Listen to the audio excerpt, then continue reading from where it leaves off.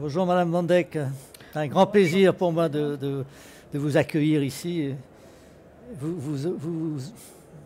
C'est une tâche, vous occupez une position pour une tâche extraordinairement ambitieuse et difficile, hein, la mobilité pour tous, avec les Nations Unies, la Banque mondiale et, si j'ai bien compris, une très grande coalition d'organisations qui vous aident dans cet objectif. Mais alors dites-moi, la mobilité, c'est devenu quoi? C'est un droit humain, alors c'est à mettre dans les droits de l'homme comme quelque chose de fondamental.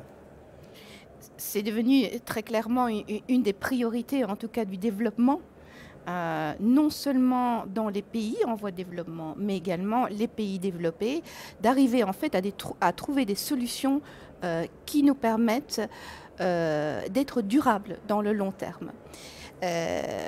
À l'heure actuelle, la mobilité dans les pays en voie de développement comme dans les pays développés est une mobilité qui n'est pas durable, soutenable. Oui. Les coûts sont beaucoup trop importants, non seulement pour les générations actuelles, mais également pour le futur. Les coûts directs et indirects. Et indirects. Donc au niveau, bien sûr, on connaît les effets donc de carbone, oui. Mais il y a également le problème de la pollution respiratoire, également au niveau bruit. Il y a également très clairement une mobilité associée à un déséquilibre au niveau de la safety, de la sécurité, qui n'est très clairement pas encore adressée. Oui. Et dans les pays développés comme sous-développés, très clairement une mobilité qui n'est pas accessible à tous. Nous l'avons vu en France, la problématique des gilets jaunes a mis en évidence très clairement des déséquilibres au niveau des régions et la clé est effectivement la mobilité pour tous. Dans les pays en voie de développement, effectivement, nous avons encore là des problèmes bien plus fondamentaux de manque d'infrastructures, mais également de politiques qui ne sont pas pensées dans un cadre long terme pour assurer un équilibre pour la planète du futur. Moi, ça me paraît extraordinaire. Alors d'abord, je trouve que c'est une réussite d'abord exceptionnelle d'avoir mis la mobilité, les transports, je ne sais pas comment appeler ça, dans l'agenda mondial comme étant extraordinairement important, dans les best practices de la Banque mondiale. Mais je trouve ça quand même un défi incroyable. Comment est-ce qu'un petit groupe, si je puis dire, même de 55 organisations, peut tout d'un coup essayer de régler tous les problèmes, ou en tous les cas d'essayer de les régler. Depuis les Gilets jaunes de la France, c'est quand même un pays relativement développé, avec un système de transport plus ou moins au point, jusqu'à, je ne sais pas, Addis Abeba, ou le développement dans des régions où on fait des routes et on met des voitures, mais on se moque totalement de la sécurité des enfants qui vont à l'école et qui vont traverser. C'est incroyable comme défi. Tout à fait. Non, le défi est clair et le défi est fondamentalement de transformer le futur de la mobilité. Ça, c'est l'ambition, en fait, de cette coalition. Alors, ce qu'il faut savoir, c'est qu'il y a 3-4 ans, on ne parlait pas de transport et de la mobilité autant que l'on en parle maintenant. Un exemple très clair, c'est au niveau des Sustainable Development Goals, transport ne fait pas partie des 17 Sustainable Development Goals, alors que transport et mobilité sont absolument essentiels au développement durable. La question était de savoir alors pourquoi transport n'en faisait pas partie, et il me paraissait très clair à l'époque qu'un des problèmes fondamentaux de cette communauté très active était qu'elle n'était pas capable de parler d'une seule voix. Énormément d'initiatives, énormément d'énergie, le secteur privé, chacun a son initiative, etc. Mais une incapacité à parler d'une seule voix et dès lors d'influencer des processus globaux essentiels comme les Sustainable Development Goals. Cela s'est également traduit au niveau de l'accord de Paris, où transport en tant que secteur a été aussi incapable de parler d'une seule voix. L'accord de Paris ne concerne que la mobilité des routes, par exemple. A été exclu de l'accord de Paris la mobilité aviation et la mobilité maritime. Oui, ils ne sont pas exclus, c'est que... Ils n'en font pas partie, oui, donc ils ne sont pas concernés par l'État. Res nullius, l'atmosphère et la mer ne dépendent pas d'un pays. Or, les Nations Unies, c'est tous les pays. Alors, c'est ça la raison du départ. Oui, donc l'accord de Paris était très clairement une étape importante dans la résolution du problème de carbone. Oui. Je pense que dans quelques années, on sera prêt à aborder la question dans sa totalité, c'est-à-dire non seulement les transports, mais également le secteur énergétique, comment ces deux secteurs doivent absolument travailler ensemble pour adresser le problème de la décarbonisation des économies. Mais oui, mais certainement. Et je pense qu'il faut même y ajouter l'urbanisme. Comment est-ce que on planifie les villes de manière à tenir compte du transport, etc. On a encore des routes romaines, hein, donc si vous voulez, c'est vrai que ça marque le paysage et ça marque le développement de manière absolument indélébile. Dites-moi, il y a une question très importante pour moi, et vous m'avez dit que les femmes ne voient pas la question de la mobilité de la même manière que les hommes. Or, jusqu'à présent, la mobilité, c'était le secteur des hommes, les voitures qui font vroom vroom, et la technique et tout ça. Tout à fait. Donc, alors, ça, c'est une dimension que nous avons ajoutée à l'initiative de la mobilité durable seulement l'année dernière. Donc, la mobilité durable, d'abord, pour nous, c'est quoi? C'est l'équité d'accès, l'efficacité des systèmes de transport, est-ce qu'ils fonctionnent tous de manière intégrée, la sécurité, et enfin, l'aspect green, donc vert, c'est-à-dire non seulement l'effet carbone, mais également la pollution. Dans la dimension d'universalité d'accès, il était clair que tout le monde n'a pas les mêmes besoins en mobilité. Et il nous est apparu clair qu'une des dimensions clés qu'il nous fallait ajouter pour adresser la solution durable, c'était d'intégrer la voix des femmes. Nous avons alors donc établi un groupe de travail avec le mandat très clair d'identifier quels sont les besoins, en quoi les besoins diffèrent entre un homme et une femme, par exemple dans l'utilisation des transports publics. Alors nous nous sommes rendus compte qu'il fallait absolument regarder le problème dans sa totalité, parce que, par exemple, en Amérique latine, 6 femmes sur 10 se plaignaient que l'utilisation des transports publics était problématique au niveau de leur sécurité. Donc ce n'était pas uniquement un problème d'accès, mais également un problème de sécurité. Donc il fallait regarder le problème des femmes dans ces 4 dimensions de la mobilité durable. Alors, le problème des femmes qui n'ont pas un accès safe au transport public, c'est l'implication, c'est qu'elles ne l'utilisent plus. Or, les femmes sont un des principaux utilisateurs des transports publics. C'est un problème réel, parce que l'on parle de transport public comme étant une des grosses solutions pour la mobilité durable. Si plus personne ne les utilise, et en particulier les femmes avec leurs enfants, nous avons un réel problème.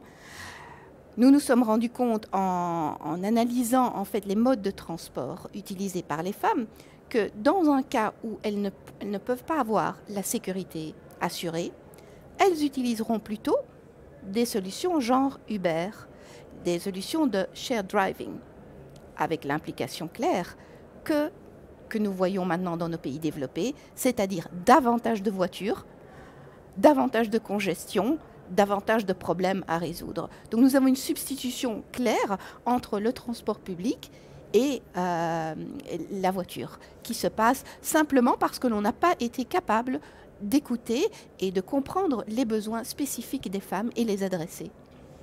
Ah oui, ça c'est tout à fait passionnant. Mais il y a des gens alors sans doute aussi des femmes, qui préfèrent être dans leur voiture, même si elles sont bloquées dans les embouteillages, elles se sentent mieux, elles se sentent un peu chez elles et protégées. Tout à fait. Bon, et il y a même des femmes conduisant leurs enfants à l'école qui préfèrent avoir une grosse voiture, parce que quand on est à côté du 44 tonnes, on a peur et on préfère être dans une voiture solide. Non, mais il y a des tas de choses comme ça auxquelles moi je n'avais jamais pensé, par exemple.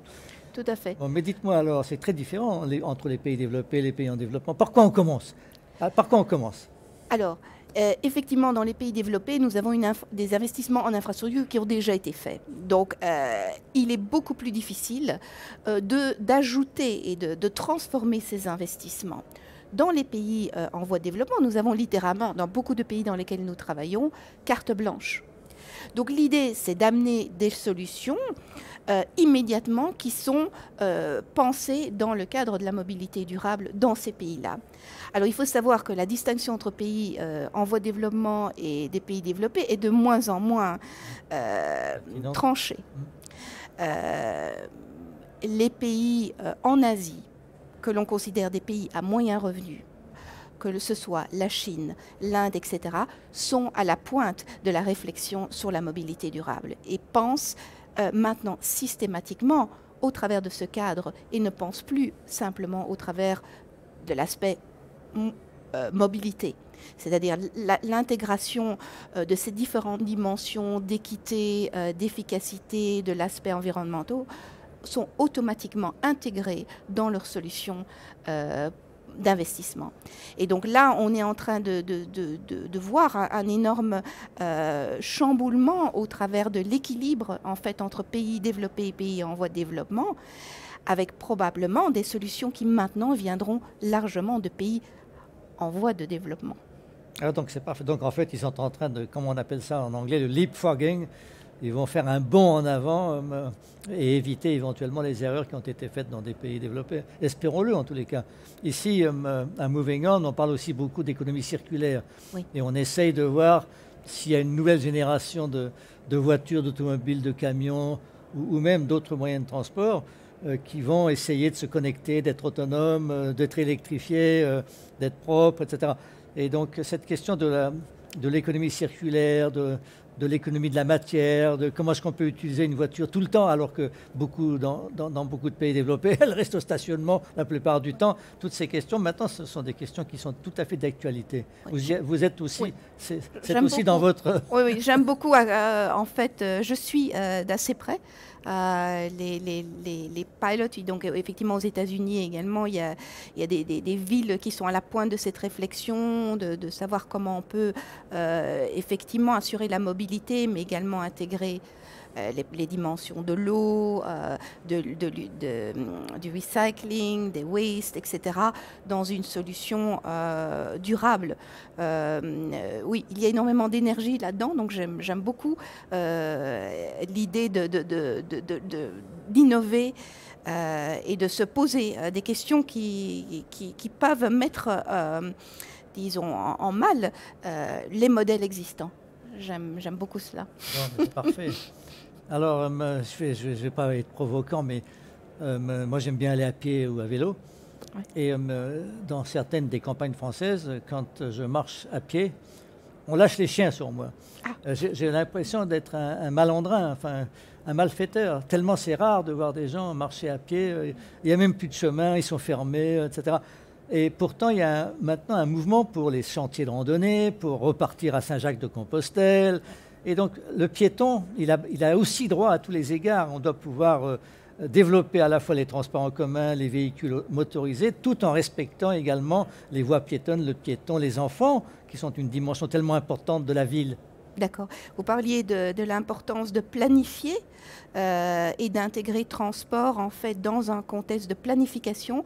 Ici, typiquement, planifier une route en pensant effectivement à un chemin piétonnier ou à une voie qui est utilisable par les cyclistes est absolument clé. Donc effectivement, il y a toute une réflexion et une avancée là-dedans de penser planification d'abord, avant d'investir massivement dans la construction d'une route, par exemple. Donc, certainement, dans les grandes villes, c'est absolument clé. Non, la plupart de nos villes, comme on a entendu ce matin, ont déjà été pensées et n'ont pas été pensées dans le cadre d'une mobilité durable.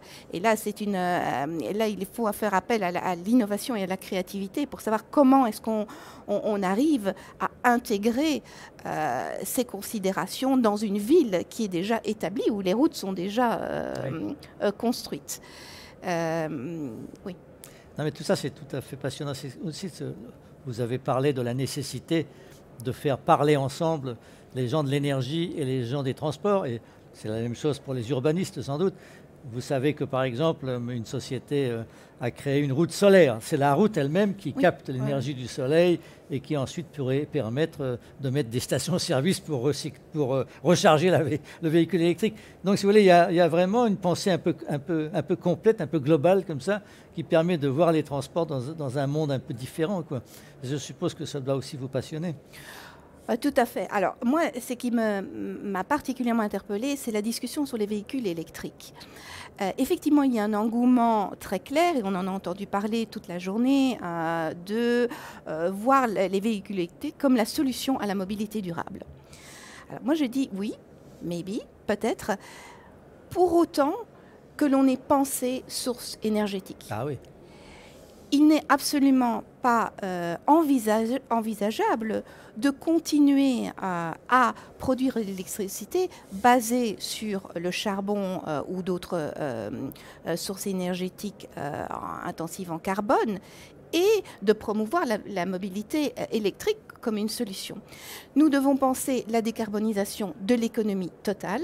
Cela implique que l'on trouve effectivement des solutions au niveau transport, mais qui soient absolument connectées aux solutions énergétiques. Donc pour moi, peut-être qu'il faut encourager les véhicules électriques, mais il faut également imposer potentiellement aux pays d'avoir des objectifs en termes d'énergie renouvelable. Donc penser les deux, penser un cadre politique intégré, transport, énergie est absolument critique.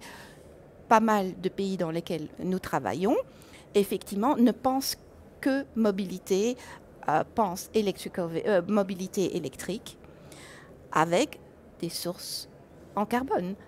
Oui, cela ne résout absolument pas le problème du carbone, de la décarbonisation des économies. Oh, comme vous avez raison, c'est tout à fait exact. Je vous suis bien largement. Mais cela dit, aujourd'hui, l'avenir est très ouvert puisqu'on a l'électricité, on a peut-être l'hydrogène, on ne sait pas encore de quoi demain sera fait. Puis de toute manière, on a encore pas mal de pétrole encore avec des voitures qui peut-être feront 2 litres au 100, enfin, très, très économes. Donc il faut sans doute combiner tout ça, quoi. En tous les cas, merci beaucoup Nancy, c'était vraiment passionnant et bon courage pour cette extraordinaire tâche que vous menez. Maintenant, on entend la voix du transport. D'accord, très bien, merci beaucoup. Merci.